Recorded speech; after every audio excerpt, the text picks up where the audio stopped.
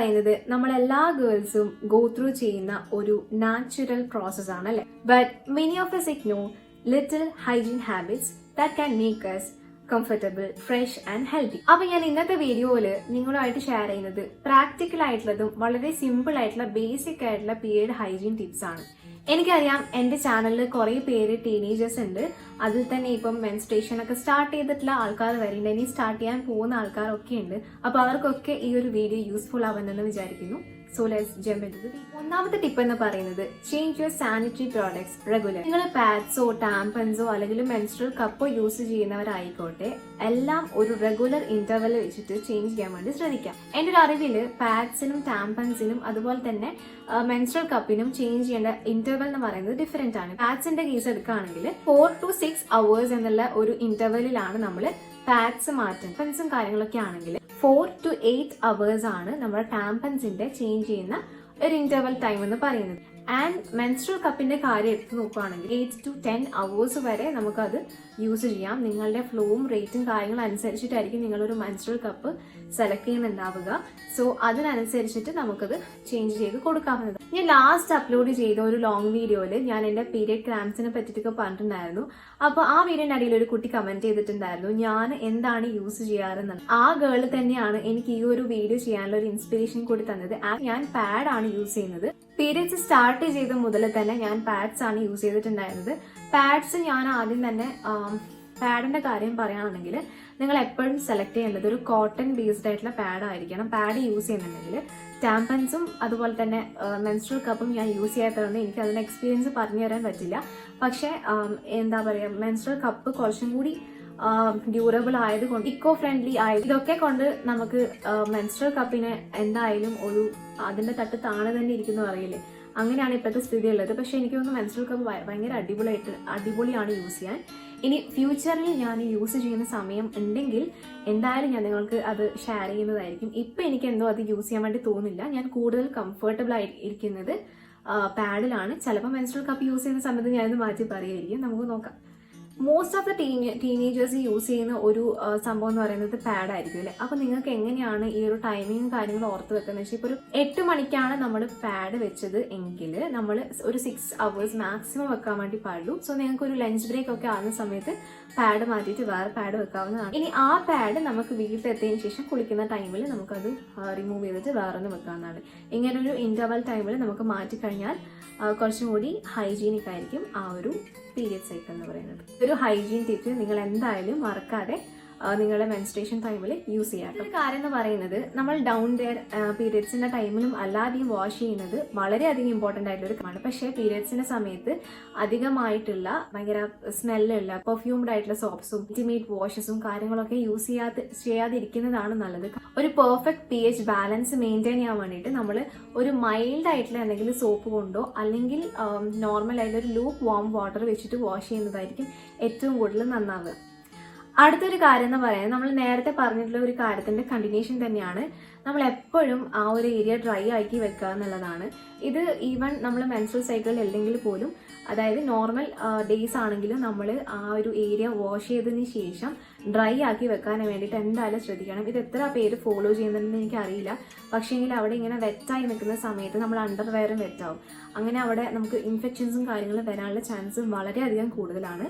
So keep that in mind. നമ്മൾ എപ്പോഴും കയ്യിലൊരു ടിഷ്യൂവോ എന്തെങ്കിലും ഉപയോഗിച്ചിട്ട് നമ്മൾ എന്ത് ചെയ്യാം, നന്നായിട്ട് അവിടെ ഡ്രൈ ആക്കിയതിനു ശേഷം മാത്രം ഇന്നേഴ്സും കാര്യങ്ങളൊക്കെ യൂസ് ചെയ്യാം. അടുത്തൊരു ടിപ്പ് എന്ന് പറയുന്നതാണ് വെയർ ബ്രീത്തബിൾ കോട്ടൺ അണ്ടർവെയർ. അപ്പം ഈ ഒരു പീരിയഡ്സിന്റെ സമയത്ത് നമ്മളിപ്പം പാഡ് വെച്ചു, അതിനടിയിൽ നമ്മൾ കോട്ടൺ അല്ലാത്ത അണ്ടർവെയർ ആണ് ഇടുന്നതെങ്കിൽ നമുക്ക് അവിടെ റാഷസ് ഉണ്ടാവാനുള്ള ചാൻസ് കുറച്ചുകൂടി കൂടുവാണ്.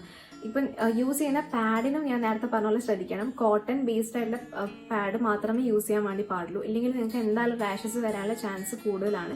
അതിൻ്റെ കൂടെ ഈ ഒരു കോട്ടൺ അല്ലാത്ത അണ്ടർവെയറും കാര്യങ്ങളൊക്കെ ഇടുന്ന സമയത്താണെങ്കിൽ റാഷസിന്റെ എമൗണ്ട് കൂടും. നിങ്ങൾക്ക് എന്തായാലും എനിക്ക് അങ്ങനെ അനുഭവപ്പെട്ടിട്ടുണ്ട്. അതുകൊണ്ടാണ് ഞാൻ പറയുന്നത് കോട്ടൻ്റെ അല്ലാത്ത അണ്ടർവെയർ മാക്സിമം ഒഴിവാക്കുക. അതുപോലെ തന്നെ നല്ല ടൈറ്റ് ആയിട്ടുള്ള കാര്യങ്ങളൊക്കെ അവിടെ ഇടാണ്ടിരിക്കുക. അതും അടുത്ത ടിപ്പ് എന്ന് പറയുന്നത് ഡിസ്പോസ് പാഡ്സ് കറക്റ്റ്ലി. നമ്മൾ അധികവും പബ്ലിക് ടോയ്ലറ്റ്സ് യൂസ് ചെയ്യുന്ന സമയത്ത് കണ്ടിട്ടുണ്ടാകും കെയർലെസ് ആയിട്ട് പാഡ് ഡിസ്പോസ് ചെയ്തിട്ടുള്ള കാണാറുണ്ട് അല്ലേ. അപ്പം എനിക്കറിയില്ല, ഇപ്പം മേ ബി സ്റ്റുഡൻസിനൊക്കെ കൊടുക്കുന്നുണ്ടാവും എങ്ങനെയാണ് ഡിസ്പോസ് ചെയ്യേണ്ടത് എന്നുള്ള ഒരു ക്ലാസ് ഒക്കെ. ഡിസ്പോസ് ചെയ്യുന്ന വേ ഞാനിവിടെ കാണിക്കാം.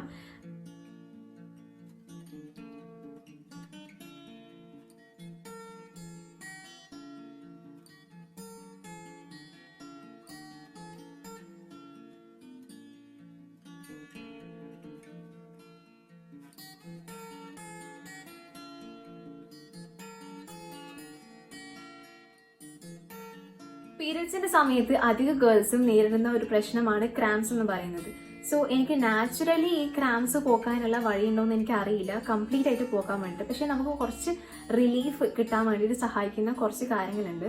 അതിലൊന്നാണ് ഹോട്ട് വാട്ടർ ബാഗ് എന്ന് പറയുന്നത്. എനിക്ക് ഇതാണ് ഏറ്റവും കൂടുതൽ യൂസ്ഫുൾ ആയിട്ടൊരു കാര്യം എന്ന് പറയുന്നത്. ഇൻ കേസ് നിങ്ങളുടെ കയ്യിൽ ഹോട്ട് വാട്ടർ ബാഗ് ഇല്ല എങ്കിൽ നമ്മളൊരു നോർമൽ ആയിട്ടുള്ള ബോട്ടിൽ ചൂടുവെള്ളം നിറയ്ക്കുക. നന്നായിട്ട് മൂടിയിട്ടിട്ടുണ്ടെന്ന് നിങ്ങൾ ഡബിൾ ചെക്ക് ചെയ്യുക കേട്ടോ, അല്ലെങ്കിൽ അത് ഭയങ്കര പൊള്ളും. നമുക്ക് പുറത്ത് പറഞ്ഞു കഴിഞ്ഞാൽ പൊള്ളുമല്ലോ. സോ നമ്മൾ നന്നായിട്ട് ബോട്ടിലൊക്കെ ലോക്ക് ചെയ്തതിന് ശേഷം ആ ഒരു ബോട്ടിൽ എടുത്തിട്ട് നമുക്ക് വയറിൽ വെക്കാൻ വേണ്ടി സാധിക്കും. നമുക്ക് വയറിൽ വെക്കാം. ആൻഡ് വയറിൽ വെക്കുന്ന സമയത്ത് ഡയറക്റ്റ് ആയിട്ട് വെക്കുന്നതിന് പകരം നമ്മളിപ്പം ഇട്ടിട്ടുള്ള ഡ്രസ്സിൻ്റെ മേലെ കൂടി ആദ്യം വെച്ചിട്ട് നമ്മളൊന്ന് എൻഷുർ ചെയ്യാം നമുക്ക് ആ ഒരു ചൂട് ഓക്കെ ആണെങ്കിൽ മാത്രം ഡയറക്റ്റ് കോൺടാക്റ്റ് വെക്കുക. അപ്പോൾ അത് വളരെയധികം നല്ലൊരു മാർഗ്ഗമായിട്ട് എനിക്ക് തോന്നിയിട്ടുണ്ട്. അത് നിങ്ങൾ പലപ്പോഴും കേട്ടിട്ടുണ്ടാവും അല്ലേ. പിന്നെ ഒരു കാര്യം ചെയ്യുന്നത് വെച്ചാൽ കുളിക്കുന്ന സമയത്ത് നല്ല ചൂടുവെള്ളം കൊണ്ട് ഞാൻ കുളിക്കാറുണ്ട്. എനിക്ക് അത്രയും നല്ല ബാഡ് ആയിട്ടുള്ള ക്രാംസ് ആണ് വരാറുള്ളത്. അപ്പോൾ ഈ ചൂടുവെള്ളത്തിൽ കുളിക്കുന്ന സമയത്ത് കുറച്ച് റിലീഫ് കിട്ടുന്നത് പോലെ എനിക്ക് തോന്നാറുണ്ട്. ആൻഡ് കൂടുതൽ വെള്ളം ഞാൻ കുറച്ച് വയറിന് നന്നായിട്ട് ഒഴിച്ചു കൊടുക്കും. അതെനിക്ക് വളരെയധികം നല്ലൊരു റിലീഫാണ്. അത് മാത്രമല്ല ഞാൻ ഈ ബക്കറ്റിലാണല്ലോ ചൂടുവെള്ളം ഉണ്ടാവുക. എൻ്റെ 2 കൈയും എനിക്ക് ബെയറബിൾ ആയിട്ടൊരു ടെമ്പറേച്ചറിലാണെങ്കിൽ ആ ഒരു വാട്ടറെങ്കിൽ ഞാൻ ഈ 2 കൈയിലും അതിലേക്ക് മുക്കി വെച്ചിട്ടൊരു കുറച്ച് സമയം ഇങ്ങനെ അവിടെ ഇരിക്കും. എനിക്കത് ഭയങ്കര റിലീഫ് കിട്ടുന്നൊരു കാര്യമാണത്. നിങ്ങൾ ആരെങ്കിലും ചെയ്ത് നോക്കിയിട്ടുണ്ടോ? ഉണ്ടെങ്കിലും ഒന്ന് കമൻറ്റ് ചെയ്യുക, അല്ലെങ്കിൽ ഒന്ന് ജസ്റ്റ് ചെയ്ത് നോക്കും. എന്നെപ്പോലെ നല്ല ബാഡ് ക്രൈംസ് ആണ് ഒരു പൊടി എവിടെന്നോ ഒരു സാറ്റിസ്ഫാക്ഷൻ, റിലാക്സേഷൻ നമുക്ക് കിട്ടുന്നത് പോലെ എനിക്ക് തോന്നിയിട്ടുണ്ട്. അതുപോലെ തന്നെ ഞാൻ യൂസ് ചെയ്യുന്നതാണ് ഹെർബൽ ടീസ്. അതായത് ഉലുവ വെള്ളം കുടിക്കാറുണ്ട്, പിന്നെ ജീരക വെള്ളം, ഉലുവ, അങ്ങനത്തെ ഹെർബൽ ടീസും കാര്യങ്ങളൊക്കെ യൂസ് ചെയ്യാറുണ്ടായിരുന്നു. അത് എല്ലാ പീരിയഡ്സിൻ്റെ ടൈമിൽ ഞാൻ യൂസ് ചെയ്യുന്ന ഒരു കാര്യമാണ്. ആൻഡ് ഈ പീരിയഡ്സിൻ്റെ സമയത്ത് നമുക്ക് കുറച്ചുകൂടി ചൂടായിട്ടുള്ള ഞാൻ കഴിക്കുന്നതായിരിക്കും കുറച്ചുകൂടി നമുക്ക് കംഫർട്ടബിൾ ആയിട്ട്. അടുത്തതാണ് ഡയറ്റ് ആൻഡ് ഹൈഡ്രേഷൻ എന്ന് പറയുന്നത്. എനിക്കറിയാം എൻ്റെ കൂട്ടത്തിലുള്ള കുറച്ച് ഫ്രണ്ട്സ് ഒക്കെ എന്ന് പറഞ്ഞാൽ പീരിയഡ്സിന്റെ ടൈമിൽ ഇവര് വെള്ളം കുടിക്കുന്നത് വളരെയധികം കുറവായിരിക്കും. കാരണം എന്ന് വെച്ചാൽ അവർക്ക് റെഗുലർലി ടോയ്ലറ്റിൽ പോകാനും ഒക്കെ ഉണ്ടാകുന്ന ഒരു ബുദ്ധിമുട്ട്. അത് കാരണം അവർ വളരെ കുറച്ച് വെള്ളം മാത്രമേ കുടിക്കൂ. പക്ഷെ അത് ചെയ്യുന്നത് വളരെയധികം റോങ് ആയിട്ടൊരു കാര്യമാണ്. നമ്മൾ സാധാരണ വെള്ളം കുടിക്കുന്നത് പോലെ തന്നെ മാക്സിമം നമ്മളെ ഹൈഡ്രേറ്റഡ് ആക്കി വെക്കണം. അതുപോലെ തന്നെ ഭയങ്കര സ്പൈസി ആയിട്ടുള്ളതും ഓയിലി ആയിട്ടുള്ള ഫുഡ് മാക്സിമം ഒഴിവാക്കുക.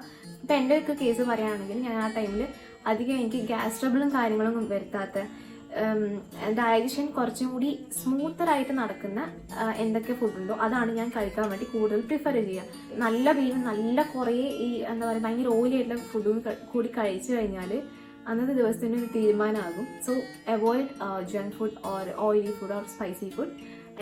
പെട്ടെന്ന് ഡൈജഷൻ നടക്കുന്ന തരത്തിലുള്ള അയൺ റിച്ച് ആയിട്ടുള്ള ഫുഡ് ഉണ്ടല്ലോ. ചിലവർക്ക് ഈ പീരിയഡ്സിന്റെ ടൈമിൽ ക്ഷീണവും കാര്യങ്ങളൊക്കെ അനുഭവപ്പെടാറുണ്ട്. അപ്പം നിങ്ങൾ അയൺ റിച്ച് ആയിട്ടുള്ള ഫുഡ്, അതായത് ഡേറ്റ്സ്, പോമഗ്രാനേറ്റ്, അങ്ങനത്തെ കാര്യങ്ങളൊക്കെ കുറച്ചുകൂടി കൂടുതൽ കഴിക്കാൻ വേണ്ടി ശ്രദ്ധിക്കുക.